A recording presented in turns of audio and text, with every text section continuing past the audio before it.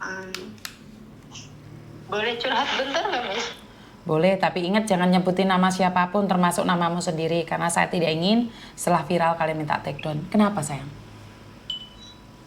Enggak, ini kan mau curhat tentang keluarga ya.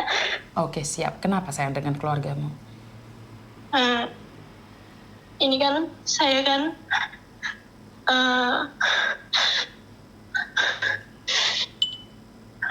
orang tua kan sekarang kan udah anaknya kan udah pada gede-gede.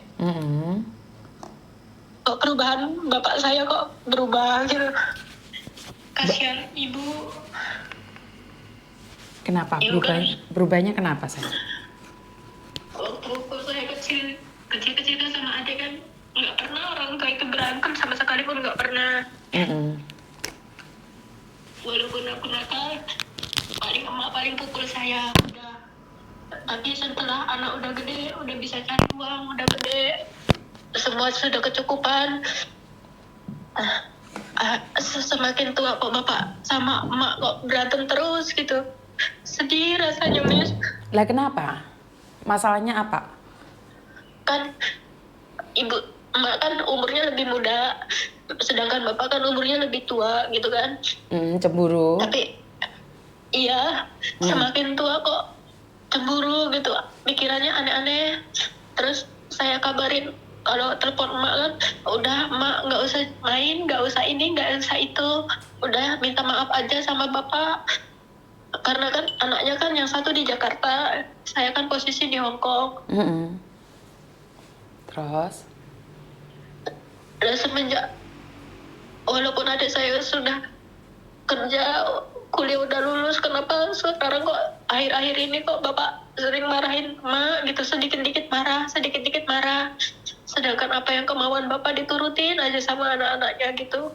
Tapi seolah-olah kita itu nggak ada menghargai bapak gitu loh. Sekarang terus kan tadi pagi kan berantem. Udah emak minta maaf aja sama bapak, tapi bapak omongannya udah kemana-mana. Udah saya kalau nggak ada yang mau ngurus saya mau pulang. Mau pulang kemana?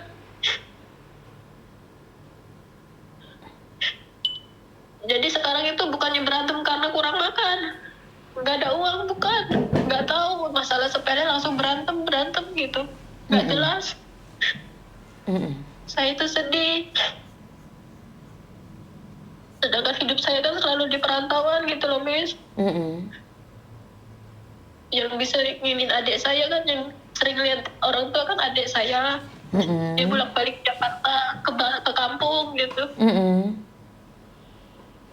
Tapi kok omongan bapak, udah kalau nggak ada yang mau ngurusin saya, nggak ada hargai saya mau pulang aja. Sedangkan ikut ke Indramayu pun ke saudara 1-2 hari kan sayang, Miss. Kalau udah lama-lama, saudara pun pada mau gitu loh. Betul. Bukannya berantem itu kurang makan, Miss. Bukan nggak kurang makan gitu. Berantem, masalah sepele berantem gitu. Kasihan gitu. Tahu nggak, Dok, orang itu punya ujiannya masing-masing. Ada orang di masa mudanya berantem terus, di masa tuanya bahagia.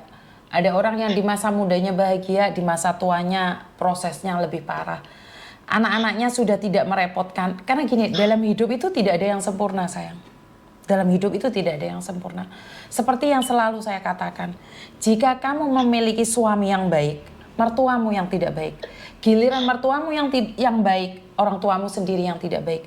Giliran kamu, suamimu, mertuamu, dan kamu, ibumu baik, iparmu yang tidak baik. Iparmu baik, anakmu yang tidak baik. Anakmu baik, keponakannya nggak baik. Keponakan nggak baik, tetangga nggak baik. Semuanya baik, keuangan tidak baik. Semuanya baik, termasuk keuangan baik, kesehatan yang tidak baik. Itu wajar dalam rumah tangga. Jadi memang rumah tangga seperti itu. Dan cuman satu nih, biasanya ada dua hal. Orang sebelum setelah 100 hari meninggal itu ada, saya sering sekali menyaksikan dua hal, Mbak. 100 hari sebelum meninggal itu ada dua hal. Satu, orang itu menjadi sangat-sangat baik, atau dia menjadi sangat-sangat jahat. Itu ada dua.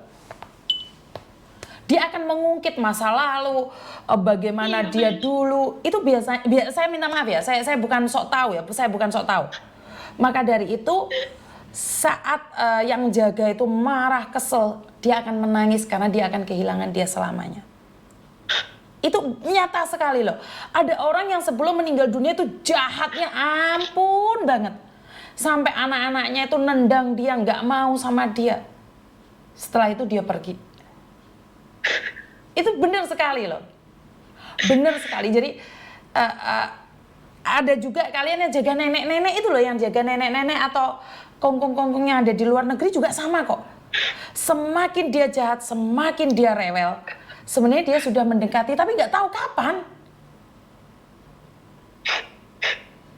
Iya, majikan saya pun seperti itu, tapi saya sabar, saya diusir, mau dipukul, saya diam aja.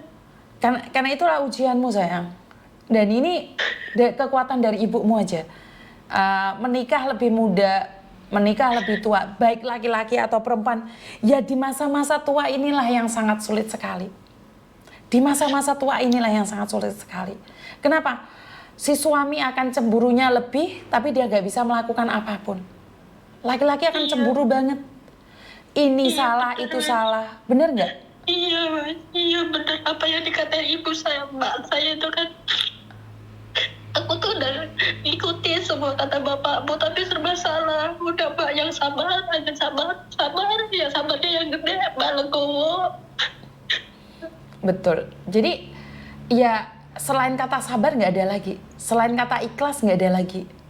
Karena kita nggak tahu. Ada orang yang menyiksa batin orang itu umurnya lebih panjang. Malah ibumu yang meninggal duluan. Ini nggak tahu juga. Paham nggak maksud saya? Jadi Iya, kita Mas. tidak bisa Kasihan memprediksi. gitu. Kita tidak bisa memprediksi sayang. Yang penting yo iling karo sing gawe urip lah. Iling karo sing gawe urip itu aja sih. Iya, Mas. Terus adik saya, udah kamu nanti kalau ada waktu telepon bapak omongin baik-baik. Kalau sama saya kan dikira saya belain emak gitu. Kalau sama adik saya kan mungkin dia lebih dekat sama adik saya karena saya dari kecil gak pernah di rumah gitu. Jarang di rumah gitu. Terus adik saya, ya udah nanti sore saya pulang, mau pulang kampung. Nanti omongin baik-baik kata saya. Tahu nggak Dok? Saya sama bapak gitu loh.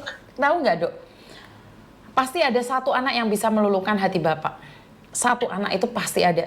Dan itu ambil kesempatan untuk dia menasehatin. Karena orang tua itu nggak suka dinasehatin. Karena mereka sudah merasa bahwa hidupnya itu penuh dengan garam dan liku-liku. Iya. Orang tua itu nggak bisa dinasehatin. Tapi katakan sama orang tuamu keadaanmu.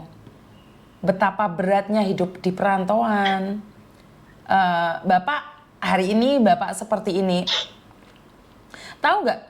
Tidak bisa dijanjikan juga bapak akan meninggal duluan dibandingkan dengan saya yang masih sehat.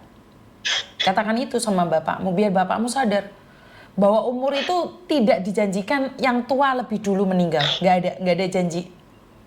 Ngerti nggak? Karena kalau kita menasehati orang tua kita serba salah.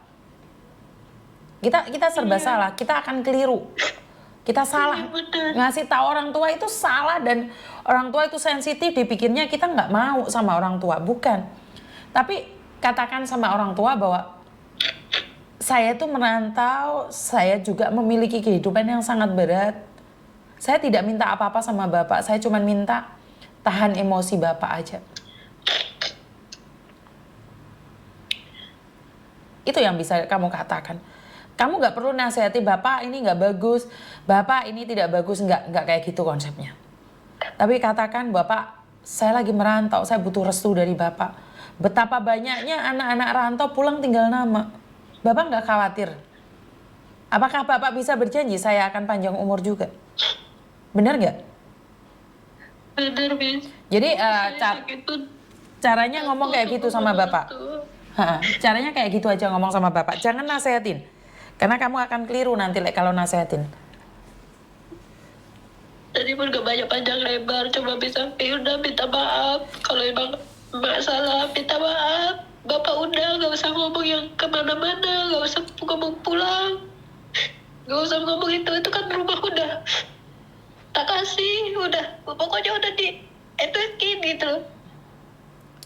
Ya kan Anak orang udah enak pada kan menurut kerja. kita, Dok. Tapi kan menurut dia cemburunya besar karena ibumu masih muda, sayang. Iya, Bis. Iya. Tadi pun nangis bareng karena sama Mak. Mm-mm. Saya pun bingung.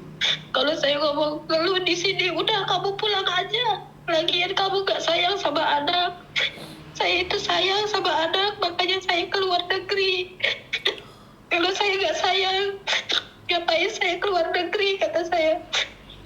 Saya keluar negeri itu sayang sama orang tua, sama anak. Supaya saya gak usah ngerepotin mak bapak. Mungkin anak-anak orang lain, orang tuanya punya, gak usah mikirin ini, mikirin itu, udah ada warisan, saya kan enggak, kata saya kan gitu. Kalau emang sedihan mana anak minta jajan, saya gak punya uang, kata saya kan gitu. Jika saya gugur di sini, proses keluar negeri pun susah, gak kayak dulu saya mau ke luar negeri udah gampang, prosesnya gampang, gak mikirin ini gak mikirin itu, yang penting terbang. Kalau sekarang susah, bertahan di satu majikan pun untung-untungan. Hongkong itu berat, Bis. Iya, sayang. Udah kadang udah capek, udah Paham. baik, udah sabar, majikan pun marah-marahin. Iya, sayang. Kadang itu ingin ungkapin perasaan itu ke siapa gitu loh, Bis. Iya, sayang. Karena kamu tidak tahu harus berbicara apa dengan siapa. Kalaupun kamu berbicara, mereka nggak akan paham apa yang kamu maksudkan. Gak percaya, kamu kan enak, kamu kan diam aja. Saya diam itu ngapain saya ngeluh. Jika saya ngeluh pun orang-orang gak bakalan percaya. Karena mereka tidak pernah tahu Hongkong itu seperti apa. Saya setiap hari dengerin Miss Yuni, setiap hari dari awal masuk PT sampai sekarang. Majikan saya pun tiba-tiba marah, cuma gara-gara teman-teman majikan saya itu pembantunya pinjam uang, saya diomelin, mau diusir. Setiap marah, saya mau diusir, kamu mau usir saya silahkan, orang saya nggak pinjam uang, kata saya nggak pinjam abang, itu paspor semua ada, kata saya di sini nggak punya banyak teman.